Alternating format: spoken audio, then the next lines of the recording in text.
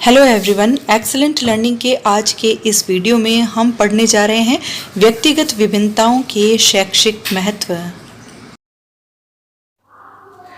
व्यक्तिगत विभिन्नताओं का शैक्षिक महत्व, educational importance of individual differences. आधुनिक मनोवैज्ञानिक और जो बाल मनोवैज्ञानिक है उनका ये मानना है कि स्कूल के अंदर जो स्टूडेंट्स होते हैं, विद्यार्थी होते हैं, उनके व्यक्तिक जो भेद होते हैं, जो व्यक्तिक डिफरेंस होते हैं, उनका पूरा ध्यान रख करके ही उनको शिक्षा दी जानी चाहिए। यानी कि वे बच्चों के व्यक्तिगत विभिन्नताओं को बहुत अधिक महत्व देते हैं। बाल मनोवैज्ञानिकों के व्यक्तिगत विभिन्नता के शैक्षिक महत्व को हम क्रो एवं क्रो की इस परिभाषा से अच्छी तरीके से समझ सकते हैं।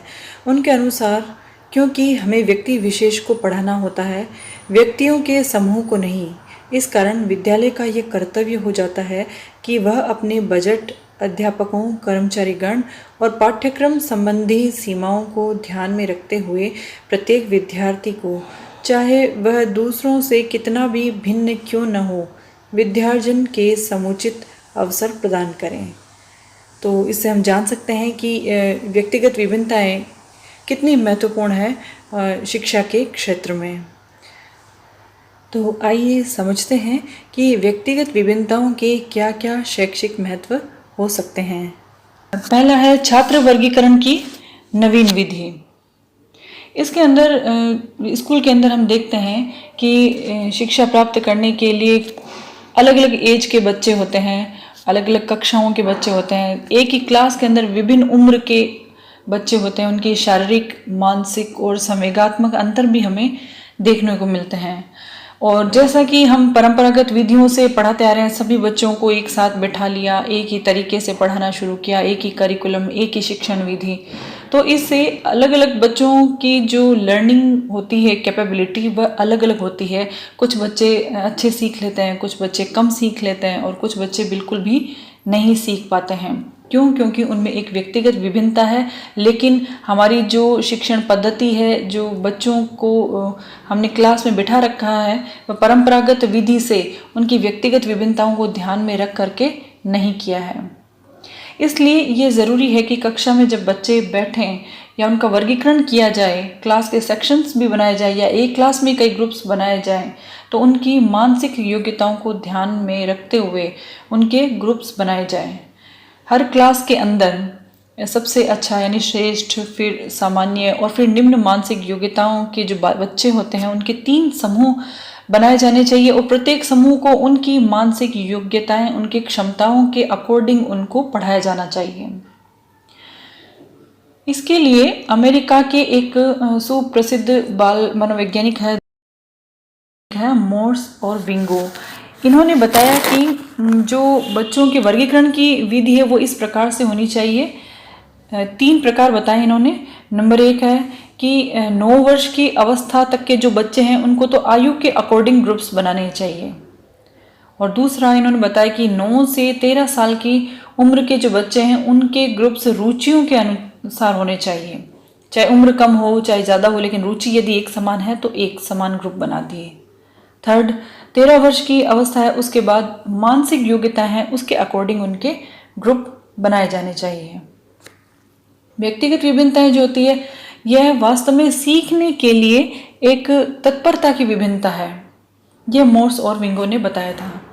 तो इंडिविजुअल डिफरेंस जो होता है ये छात्रों का वर्गीकरण करने के लिए बहुत ही उपयोगी होता है। नेक्स्ट पॉइंट है व्यक्तिगत शिक्षण की व्यवस्था।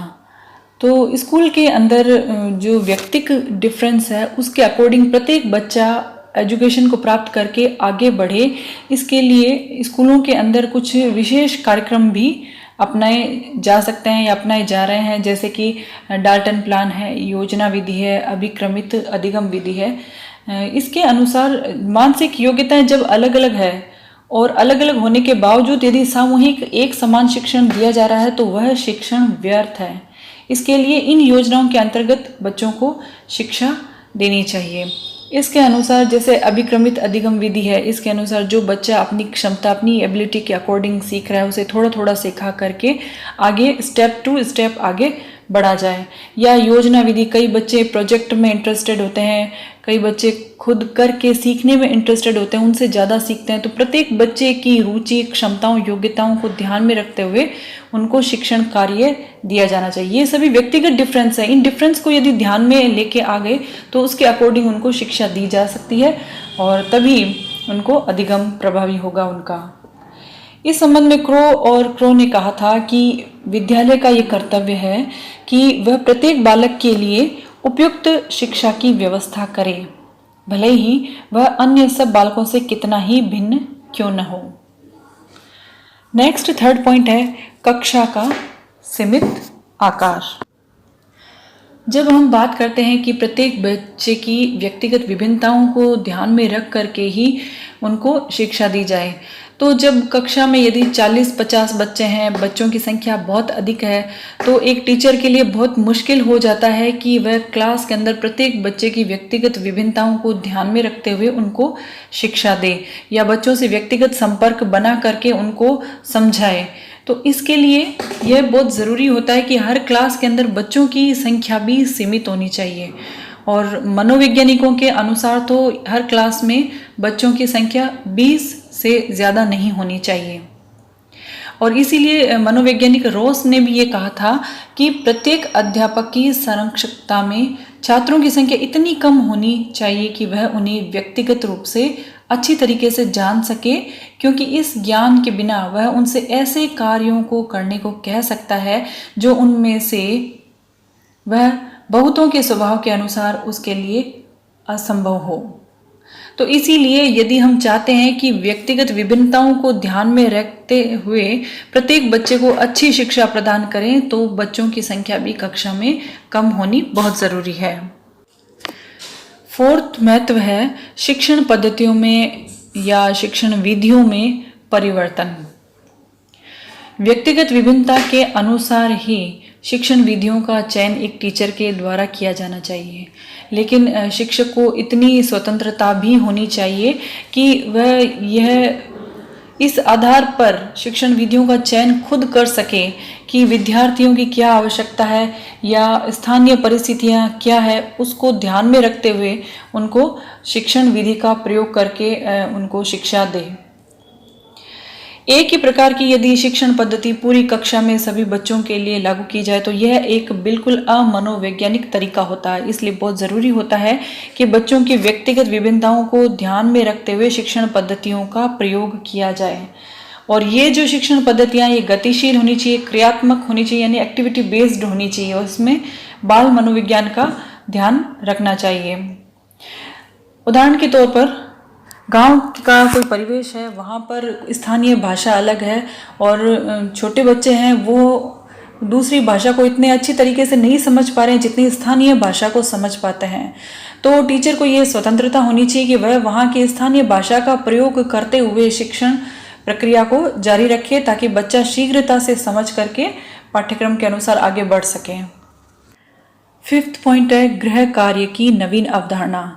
अब जब हम व्यक्तिगत विभिन्नताओं को ध्यान में रखते हुए एक कक्षा में सभी बच्चों को एक समान शिक्षा पद्धति से नहीं पढ़ाते हैं, तो हमें यह भी ध्यान रखना चाहिए कि उनको होमवर्क भी एक समान नहीं दिया जाना चाहिए, क्योंकि हम जानते हैं कि सभी बच्चों की क्षमताएं एक जैसी नहीं हैं, अलग अलग है। तो कुछ बच्चे कर लेंगे, कुछ बच्चे नहीं कर पाएंगे, तो वे कक्षा से डरने लग जाएंगे और अनुपस्थित रहने लग जाएंगे या स्कूल से भागने लग जाएंगे। तो इस तरह की चीज़ें हमारे सामने आएगी। तो यह ज़रूरी है कि हम एक समान गृह कार्य ना दें, बल्कि उनकी क्षमताओं, योग्यताओं को ध्यान में रखते हुए उनको होमवर्क दें। जैसे कि मंदबुद्धि बच्चे हैं या तीव्र बुद्धि बच्चे हैं, तो उनके गृह कार्यों में भी एक अंतर होना चाहिए कि इनको अधिक कार्य दिया जाए या कम कार्य दिया जाए, या कार्यों की जो जटिलता है उसका ध्यान रखा जाए। तो गृह कार्य देते समय भी व्यक्तिगत विभिन्नताओं का ध्यान रख करके हम विद्यार्थियों का हित कर सकते हैं। छठा पॉइंट है बच्चों में या बालकों में विशेष रुचियों का विकास।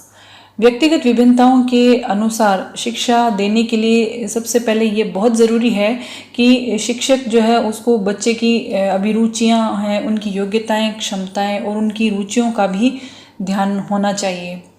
और रुचियों का योग्यताओं का किस प्रकार से पता लगाया जाए, इसके लिए शिक्षक जो है बुद्धि परीक्षण कक्षा में आयोजित करवा सकता है, अभिरुचि परीक्षण आयोजित करवा सकता है, या उपलब्धि परीक्षण हुआ, संचित अभिलेख पत्र हुआ।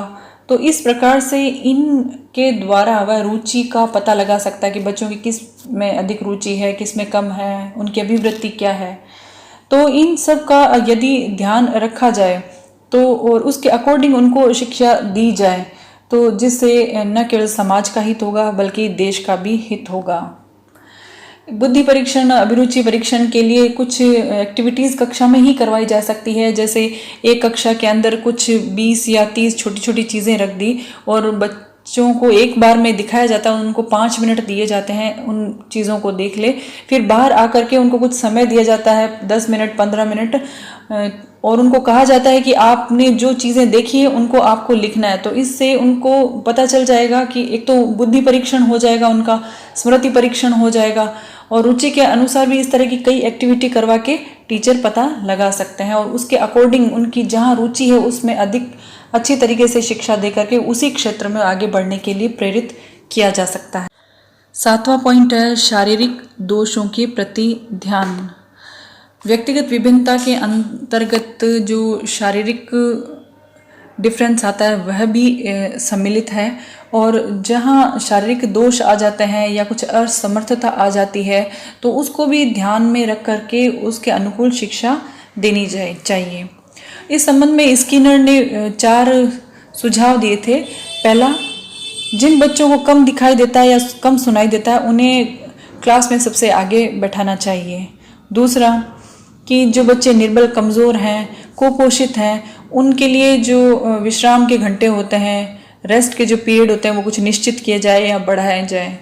और थर्ड है कि प्रत्येक बच्चे की डॉक्टरी जांच करवाई जाए, जिससे पता चल सके कि उसमें क्या फिजिकल प्रॉब्लम है, या अगर प्रॉब्लम का ट्रीटमेंट चल रहा है तो उसमें इम्प्रूवमेंट क्या है। नेक्स्ट, लास्ट एंड फोर्थ है कि हर एक स्कूल में डॉक्टर होना चाहिए, जिससे समय समय पर बच्चों की तुरंत उनके स्वास्थ्य की जांच की जा सके। तो इस तरह से शारीरिक दोषों को भी ध्यान में रखते हुए उनके अनुकूल शिक्षा देनी चाहिए। 8वां पॉइंट है लिंग भेद के अनुसार शिक्षा। तो इसके अनुसार भी व्यक्तिगत विभिन्नताएं पाई जाती है। बालक है, बालिकाएं हैं, उनकी जो रुचियां हैं, क्षमताएं, योग्यताएं, आवश्यकताएं हैं उनकी, उनमें एक बहुत बड़ा डिफरेंस पाया जाता है। और जैसे जैसे ये बड़े होते हैं ये डिफरेंस भी बढ़ता जाता है, अंतर और अधिक बढ़ता जाता है और स्पष्ट भी होता जाता है। तो जो प्राइमरी क्लासेस होते हैं तो उसमें तो उनके एक समान करिकुलम हो सकते हैं, लेकिन जैसे जैसे कक्षाएं बड़ी होती जाती है तो वहाँ थोड़ा थोड़ा करिकुलम उनके अकॉर्डिंग, उनकी आवश्यकताओं के अनुसार अलग होना बहुत ज़रूरी है। 9वां पॉइंट है आर्थिक और सामाजिक दशाओं के अनुसार शिक्षा।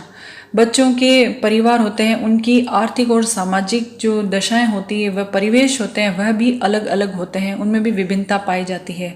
और प्रत्येक जो समाज होता है उनका एक अलग दृष्टिकोण होता है, उनके विचार अलग होते हैं, उनकी संस्कृति, उनका रहन सहन का तरीका, उनकी ज़रूरतें अलग होती है, जो हर एक बच्चे में इस बेस यानी आर्थिक और सामाजिक बेस के आधार पर उनमें एक व्यक्तिगत विभिन्नता उत्पन्न कर देती है। इस विभिन्नता को ध्यान में रख कर के भी बच्चों को उनकी आवश्यकता के अनुसार शिक्षा की व्यवस्था की जानी चाहिए, और यदि ऐसा नहीं किया जाता है तो बच्चे के लिए वह शिक्षा निरर्थक भी सिद्ध हो सकती है। मान लीजिए कोई बच्चा है हस्तशिल्प कौशल के परिवार जहाँ होता है अधिक, उस परिवार से संबंधित है, तो यदि शिक्षा में उन चीज़ों को वंचित रख दिया गया, उसे वह शिक्षा नहीं दी गई, तो वह कौशल उसमें लुप्त हो जाएगा या वह शिक्षा उसके लिए अनुकूल नहीं होगी। तो अन्य पाठ्यक्रम के साथ साथ उसकी आवश्यकताओं के अनुसार जो शिक्षा चाहिए होती है वह भी शामिल की जानी चाहिए। 10वां पॉइंट है पाठ्यक्रम का विभिन्नीकरण या उसका समायोजन। तो व्यक्तिगत विभिन्नताओं को ध्यान में रखते हुए व्यक्तिगत विभिन्नताओं की आवश्यकताओं को पूरा करने के लिए पाठ्यक्रम जो होता है, करिकुलम होता है, उसको एकदम फ्लेक्सिबल, लचीला और विभिन्नताएं लिए हुए बनाएं तो बहुत अच्छा रहता है। क्योंकि हम जानते हैं कि जो अलग अलग आयु के बच्चे हैं, बच्चियां हैं, उनके रुचियाँ, उनके रुझान, अभिवृत्तियाँ, आकांक्षाएं भी अलग होती हैं, उनमें विभिन्नताएं पाई जाती है। तो एक समान यदि पाठ्यक्रम बनाया गया तो ये बाल मनोविज्ञान के अकॉर्डिंग बिल्कुल भी सही नहीं होगा। इसीलिए इन सब चीज़ों को ध्यान में रखते हुए पाठ्यक्रम को भी फ्लेक्सिबल और वेरिएशन लिए हुए बनाया जाना बहुत ज़रूरी है, ताकि वे अपनी इच्छा के अनुसार, अपनी रुचि के अनुसार सब्जेक्ट्स का चयन कर सकें और उसमें आगे बढ़ सकें। इस संबंध में स्किनर ने अपने विचार प्रस्तुत किए थे और उन्होंने कहा कि बालकों की विभिन्नताओं के चाहे जो भी कारण हो, वास्तविकता यह है कि स्कूल को विभिन्न पाठ्यक्रमों के द्वारा उनका सामना करना चाहिए। और इसके अलावा जो विद्यार्थी हैं, उनके जो विभिन्न समूह होते हैं, उनकी अपनी स्थानीय आवश्यकता क्या है, इसकी पूर्ति करने के लिए भी उसमें पाठ्यक्रम में परिवर्तन करने की भी व्यवस्था होनी चाहिए। तो ये थे व्यक्तिगत विभिन्नताओं के कुछ शैक्षिक महत्व, यानी कि बच्चों की जो व्यक्तिगत विभिन्नता होती है उनका शिक्षा में बहुत ही महत्वपूर्ण स्थान होता है। यदि शिक्षक इन व्यक्तिगत विभिन्नताओं को ध्यान में रखता है तो वह बच्चों को उनकी विविधता, उनकी व्यक्तिगत विभिन्नताओं के आधार पर शिक्षा का लाभ पूरी तरीके से पहुंचा सकता है। और इस संबंध में स्किनर ने कहा था कि यदि अध्यापक उस शिक्षा में सुधार करना चाहता है जिसे सब बालक अपनी योग्यताओं का ध्यान किए बिना प्राप्त करते हैं, तो उसके लिए व्यक्तिगत भेदों का स्वरूप का ज्ञान होना बहुत ज़रूरी है। तो आज के वीडियो में हमने पढ़ा व्यक्तिगत विभिन्नताओं के बारे में, और साइकोलॉजी के नेक्स्ट टॉपिक को हम पढ़ेंगे नेक्स्ट वीडियो में। Thank you.